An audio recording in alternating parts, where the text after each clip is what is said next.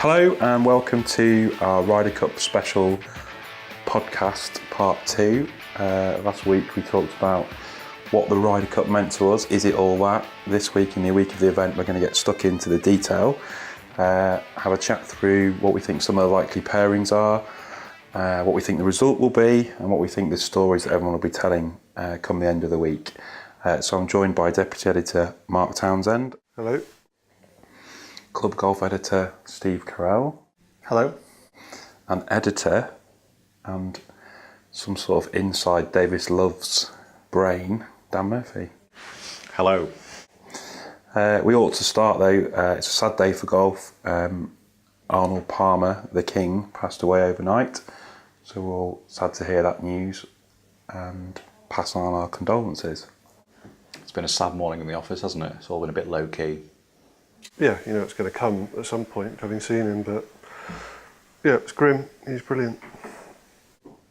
Yeah, it's just to reiterate what everyone else has said, really. It's a sad day for golf. Inevitable, of course, but that doesn't make it any less shocking when it arrives, does it?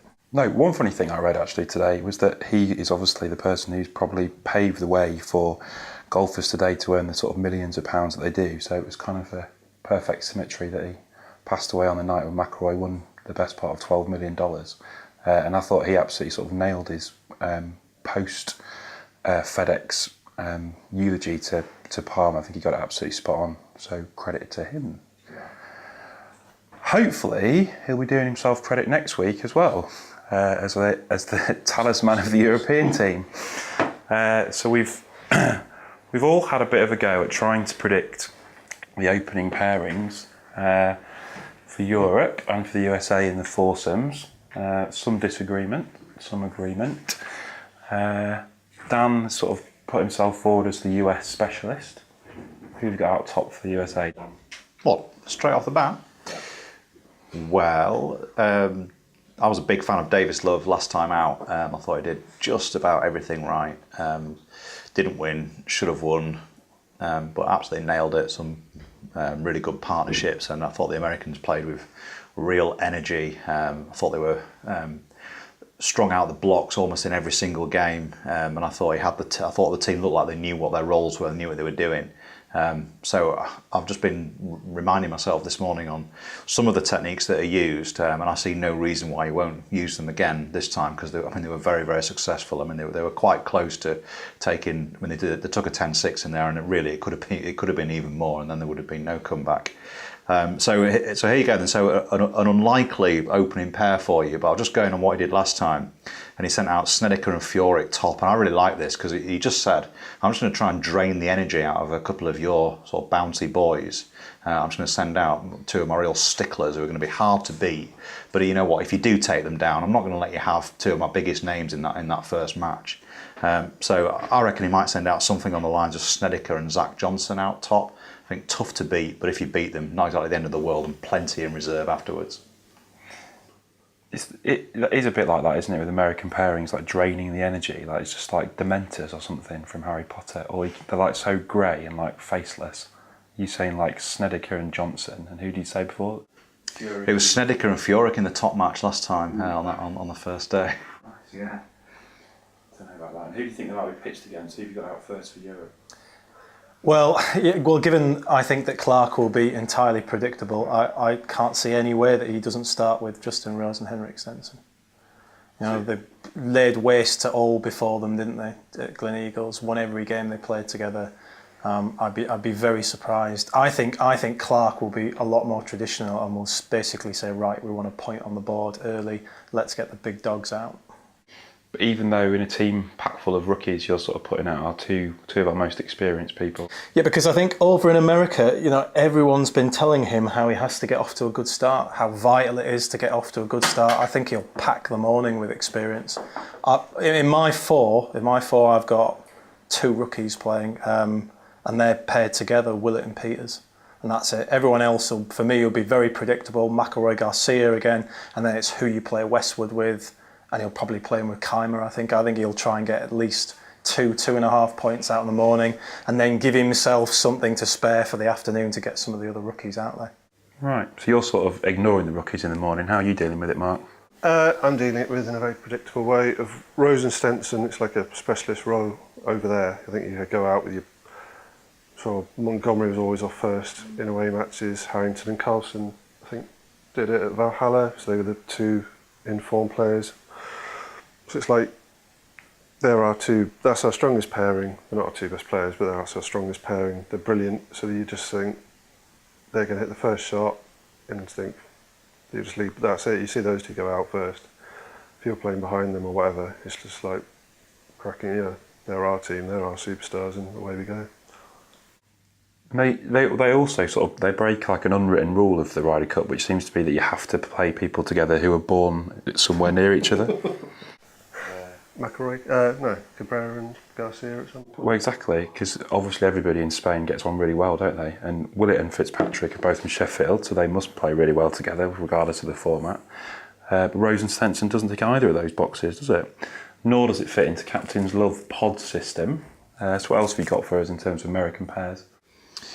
Well, I think the mistake that we always make as fans is that we're so obsessed with this opening series, we kind of forget that there are another 3 to follow afterwards. And if you look at what Davis Love did last time, nobody played 5 times for him in 2012, and all his players played on every day. So you can just sort of see what kind of a captain that he's going to try to be, and he's already thinking about what his afternoon pairings are and what he's going to do on Saturday. He has some very strong natural 4-ball pairs, since you ask. So I think that I don't go for this idea that you just put your strongest 8 out on Friday morning. I think that's a mistake you can make, and then you end up being short later on. So I think, and that's another reason why I quite like a pairing like Zach and Sned first out, is you really haven't cost yourself very much, and you give yourself more options later on. You said more though. You must have more. I know I've got several more. I would think there's every chance that Mickelson doesn't play on Friday morning, not least because he was so poor in the Tour Championship last week, and also because you can assume that he's going to play with somebody with limited experience. Koepka would seem an obvious fit. If you're actually going back several Ryder Cups now, Mickelson's had this role, so we've seen him alongside Keegan Bradley even in the last couple of matches. And before that, I played against Anthony Kim very successfully. And you do wonder if there's a parallel here between Kim and Koepka. Well, it's a couple of Ks, isn't it, for a start? But you do wonder if he'll take him out in the 4 balls, and that could be quite a nice pair. There was also success last time, 4 years ago, for Dustin Johnson and Cooch, which would seem quite a nice blend in foursomes. You know, US Open champion has to go in the foursomes, doesn't he? So I fully expect him to play, and I would imagine Cooch, you would think that was a very strong pair. Another one that you might fancy for the top match, but I wonder if they might go out 4th. Right. Johnson and Kuchar. Yeah. Johnson and Keach, you think, say, Dustin Johnson? This is Dustin Johnson, yeah. No, I see that. I mean, they only played, must be said, they only played 4-ball together 4 years ago, but I think Dustin Johnson's grown considerably since then. And also, I really don't like this logic of people who can and can't play foursomes. These guys play every week, playing 72 holes of stroke play, and believe me, they're all capable of golfing their balls. So the idea that they can't play foursomes, I don't really get. I mean, Dustin has got to be their number 1 man, hasn't he? So you have to think that he's out there in the first session. And if anyone is going to play 5 times for the Americans, then it may well be Dustin, but certainly going to play 4 times, isn't he? It's another piece of Ryder Cup logic that all the Europeans are better at foursomes than the Americans. That seems to come up every year. Why is everyone think that? Mark's got a line on that, hasn't he, Mark? Why we're so much better at... Well, that's what everyone says. Yeah. Well, last time did we win 7 out of 8 points? We did, yeah. We didn't lose a single foursome, did we? Was it a bit more mixed though before that? Didn't we had a look at it last week, didn't we? It's not exactly... Hold on a second, I'm not going to be a baby. 1 second. Sorry about that, everyone. Right, sorry about that. It's just might be having a baby in the next few days. Foursomes. Remind me what my good argument was. Well, no, you're just dismissive of the fallacy that we're better at foursomes. Now that said, I think 2 years ago at Glen Eagles we were, but historically over recent matches that just hasn't been the case at all. It's just a bit of a myth, and I know that I've heard. Yeah, no, last time before. I think sometimes it comes off foursomes. It's chance, isn't it? 7 out of 8 times. last time it happened. There's no reason why it obviously didn't happen last time at Medina, because we were pretty dreadful for the first 2 days. Plus someone to play with McIlroy, it's like the Mickelson one. Who do you play Mickelson with? That's like the interesting one, isn't it? There's loads of obvious stuff like Westwood plus a rookie, Willett, gets a nod, Wood, Sullivan. I've got him with Sullivan because they're both short. They play practice rounds together, and obviously they played in Dubai at the end of last year. I don't think Sullivan will play a foursomes, so you've got to find someone to play with Rory on the first morning. And someone told me that he's very good mates with Cabrera Bello, so I went with those two, and they're not Spanish, so that sort of breaks the jinx of that a little bit as well. Interesting nuance. When we play in America, the American captain, for some reason, always decides that we play foursomes on the first morning, whereas in Europe we tend to play four ball on the first morning. And I think that does make a difference. So I think if you're opening up with four balls, it's that much easier to get people into the game. If you're opening up with foursomes on that first morning, it's very, very difficult to play certainly two rookies together, and there is a temptation just to pack out with all your experience, just put your eight most experienced players out. And you look at the European team, you've got 6 rookies, so there's a lot of work to do to balance those pairs off. But you would have to think that if you're going to bring Westwood and Keimer with you, if you're not going to use them on the opening foursomes in the first morning, then you're kind of wondering what they're doing there, aren't you? So I would personally expect both of them to feature on the first morning, but given that neither of them have shown great form, I would think there's every chance that they'll both sit it out in the afternoon. Why? So if you've got this thing going on where Europe is supposed to be better at foursomes than the US, why did the US always open up with foursomes when it's their call? Surely not a TV thing, just to speed things up. We do it the opposite way around here. Maybe it's just tradition. I think the only thing I can think of is that if you were really trying to ram home advantage, foursomes is such a hard format to play that you might think that there is a chance of the home team that it is easier for you to play foursomes on the opening morning than it is the away team. It might be harder for them to settle into the game, but that's all I can give you really on that. Right. It's also hard for captains, isn't it, to get... I found it almost impossible to work out foursomes, 4 pairings. Whereas 4 balls, you can pretty much pair anyway. You give Stenson probably will rest one series, then you get Rose. I think Rose and McIlroy played all 5 last time. So if you went along with that, it's easy, isn't it? Because then Rose, then it frees up Rose. He might play with Wood or Fitzpatrick or whoever. So Funny thing is, the only one that Rose didn't win at Glen Eagles was the one where he was pitched away from Stenson. Yeah.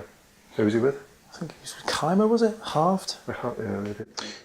Got to remember that Stenson's older, albeit very fit, but he's also been injured this year. Rose has obviously had some injury problems as well, and I think these are considerations. I'm not sure either of those two will play 5 times. I would think they're probably both down to play 4 times.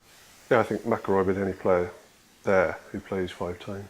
Do you? Or maybe he does. I think we'll have quite a few play. There's a chance that Willett will play 5 times, yeah. I think. Will it? Yeah. Well, I was going to be my next thing actually. What are we expecting from Willett? Because he's won a major this year. He's not been in great form until he finished fast in Italy. In other circumstances, you said to me the other day, Mark, we'd all be saying it's amazing. He's going to be bouncing around all over the place like he owns the place. How do you think he's going to treat him? He's obviously an ISM player, so he sort of knows a couple of obvious people really well. I think he might get treated not like a rookie, but actually more like an old hand. He's obviously a fit bloke and get put out 5 times. I don't think you can treat him like a rookie. He's a major champion. You've got to tell him he's the bedrock of your side, along with the others, and get on with it and go and lead the way. And we need you, and stop messing about. Yeah, I think mentally I didn't include him as a rookie. You have Sullivan, Wood, all these, it's obvious because you just got to know. Yeah. You don't really see them half as much. But Willett, I think I think he'll be out. I don't think he'll play all 5, but I think he'll be like Rose and Stenson that would play probably 4 out of the 5. So I think it depends who plays. I think Willett, Rose and McIlroy might all play all 5 because I think we're short of options really. But then you've got 4 balls where you just do what you want, can't you? Westwood will pair with anyone. Keimer's, he won't be playing all 5, so he can pair with anyone. Rory and Sullivan will play. Do you think, though, that the four balls on the afternoon, we were talking earlier on, Dan was saying, wasn't it, about Davis Love has this plan about who he's going to have out in action. Do you think Darren Clarke's the same sort of guy, or do you think he's going to be reactive based on what happens in the What are you hinting at? That you don't think that? I don't think he'll have a plan. I think Davis Love might find him quite easy to read. I think he'll whack out his most experienced players in the first lot to try and get an advantage, and if it doesn't happen, he'll panic. So Dan's got a theory on four ball strategy in the afternoon, which you think is like the most obvious thing ever, haven't you? About your opening pair in the afternoon. Yeah, this is something that I think the Americans have always done better than us. I'm going back to the days when we used to just have to roll out the same pair session after session, and you'd often see some pair like Faldo and Langer would be battling up the 18th, and their American opponents would be already like swishing away on the first tee, and it'd be two guys who hadn't played in the morning. And then before you knew it, poor old Faldo and Langer, they've never got a half in the morning. They'd be two down after three in their foursomes, and they kind of never recover from it. So I think there's a really quick thing you can do by making sure that opening pair in the afternoon haven't played. And I'm just thinking if you have held back some fours, this is where you win, isn't it? So let's say that, for example, Mickelson and Koepka hadn't played in the morning and were suddenly roaring onto the tee in the opening four ball, and the Americans have maybe won 3-1 in the morning, and then they're backed up by something outrageous like Dustin Johnson and JB Holmes when all the good old boys are following it and the noise is going. It just feels to me that you can run away really quickly, and if we're not smart with that, you might end up getting ambushed.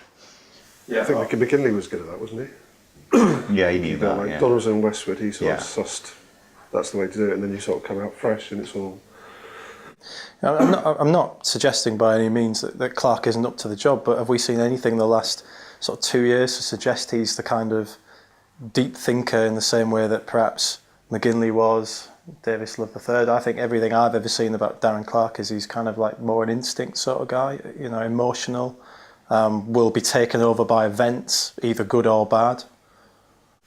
I don't know if what you read, he sort of said he wakes up in the middle of the night with a pairing and he writes little notes, and Maggie Faldo said this, he said his attention to detail was incredible, so that obviously wasn't the case. Don't know, I think you just watch someone like McGinley and you think that's the way to do it. You watch Langer, that's the way to do it. He's played in enough teams, he knows what an amazing captain is and what isn't an amazing captain, so I think you have to be like that these days. Right, we'll draw a line under this, but just so we've got something on record to see who is in fact most accurate, what are your opening foursomes pairings for Europe, Steve? Rose and Stenson, McIlroy, Garcia, Westwood and Keimer, Willett and Peters. Mark? Rose and Stenson, Westwood and Willett, Garcia, Keimer, McIlroy, Cabrera, Bayo. And yours for the US, Dan? So if I was picking those pairs, I'm starting off with my really niggly Zach Johnson Snedeker pairing. I think that another one is Johnson and Kuchar. Then you have to imagine that Spieth, Reed and Walker Fowler look like pretty likely ones. I will freely admit that I have no idea how Ryan Moore fits into this team, because I really wasn't expecting him to be on it. As I understand it, a bit of a loner, not necessarily that well aligned. Naturally, it doesn't mean not be good, but I don't think he's necessarily huge mates with anybody. So I don't quite get where he fits into it. They have now got an out of form Mickelson. That's a bit of an issue. But I just think that they've got enough to hold their own, maybe just nippers in the opening fours, and I think they'll come out with some really good pairs in the four balls. And I can just kind of see a hot long Friday afternoon with the beers flowing, and they might just get some of their big boys out there and do some damage. And what do you think the sort of story will be at the end of the week? So when you get to work on Monday morning and you're writing an opinion piece on what was underlying the story of the Ryder Cup, what do you think it's going to be? Who's going to be the player that surprises us? Who's going to be the captain that makes the right decisions? What do you think would be the underlying thing? Well, I think they've got much more natural, many more natural pairings, and I think that just because of the balance of our team, this is no reflection at all on Darren Clarke, but just in a team where you've got 6 quite experienced players and 6 rookies, it just feels to me that there's some element of having to go on blind trust and kind of make it up as you go along, because you just don't know with rookies quite how it's going to go, and it just feels to me that there are more obvious ways of shifting their team about without hurting it, whereas it feels to me like we could end up with some quite odd pairings by the end of the weekend. So you think the story will be the sort of that their team perhaps is all more of a group of players coming to their peak, whereas we're perhaps a lot of old people and a lot of young people, basically. Yeah, it just feels like we're a little bit more betwixt and between than they are. Whereas I just go down their team, it just seems to me that they've got loads of players who are going to contribute, say, 2 points, and if everyone does that, then you end up getting plenty, don't you? Steve, you got any views on what you think the narrative of the week? I think we might. I think the USA will win quite comfortably. So I think we might be seeing a changing of the guard and possibly a few years of American dominance ahead. I look at their team and there were just so many excellent young players in it who you look at and you think, actually these guys are going to be around for a long, long time. I don't look at it like at Valhalla. I don't. Whereas there was Kim, obviously, who's disappeared off the face of the earth, and Boo Weekley, obviously, riding his bull down the fairway. I look at that side and I see some really exciting talent, and I also see some of the players who narrowly missed out who can add to that side over the next 2 or 3 Ryder Cups. I look at our team and I think there are some promising rookies in there, but I don't think of them. I don't think Andy Sullivan's going to be playing in the Ryder Cup in 2022, for example. I think we're, as happens with all teams and all sports, we're kind of reaching the end of maybe an era with Europe. I hope I'm wrong. But it does. But the rookie thing, like it happens almost all the time that someone comes along and surprises you, like right back to Peter Baker at the Belfry. Yeah, so, and some of them will, but you just need quite a number of them to come off, and especially in this era where they're all going to play 3 times. Like, I fully expect them all to play 3 times, unless it's going horrendously badly. So you need at least, if not all of them, then you need most of them to be contributing 1.5, 2 points out of those 3 games. And I'm just not sure they're all likely to fire. And I also have doubts about Keimer's form and doubts about Westwood's form. So it just leaves you short of options, I think. My point about rookies was more that you're talking about what do you think will retrospectively be the story of the week, and quite often Ryder Cups, to me, it's always so-and-so surprised us. And somebody will, undoubtedly. Holsart's last time. But you're needing quite a few of them to do that. It's always patronised, isn't it? Because it's like some bloke at the end of the singles, like Philip Walton or McGinley or whoever. So it's like somebody who's been, you haven't really seen for 2 days, even like Donaldson, he's obviously played well before the singles. And they sort of pipe up and they score the winning point and they're like the hero, and they've basically done, like McGinley, or Walton, like done next to nothing over the first 2 days. I think we'll win. I think I'm probably the only one here. You think we'll win? Yeah. I don't get the American young bucks are amazing. I don't see that at all. I think Johnson's like the big thing, that he obviously wasn't there 2 years ago. He'll be the big star player. I don't think Fowler's playing well. I think Peters. No, I don't think. Most of the, I think it's 2 very ordinary teams, and I think if you had someone like Thomas Peters playing in America, he'd be better than Justin Thompson, Thomas Berger, all these people. I think he's brilliant. I think we always downplay our players just because they don't play on the PGA Tour, and I think the law of averages is the main thing that would go against us winning. This is amazing. It's just like team room stuff. It's like tongue thumping, like inspiration. I just think I think we've got 5 like amazing players, and I'd include sort of Peter in that, and I think that's generally enough. I think you can fit in around that. And I look at 10 and I think you go back to 10 when was the last time we had 5 or 6 rookies, and the rookies included Keimer, who won major championships, McIlroy, who won major championships. I look at these rookies and I don't necessarily think that in 10 years' time any of them will have won majors. And you've got Peters, and they're the sort of 2 big ones, aren't they? And then you've got like your Ross Fishers and all the people that will play 1 Ryder Cup. This is incredible. This is incredible. I said on Friday's podcast that I thought we were going to not even make it to Sunday, but after those inspirational words from Mark, I now think just nailed on European win. Let's hope so. Thanks everyone. Cheers. Thanks. Thank you. Thanks for listening once again. See you next time.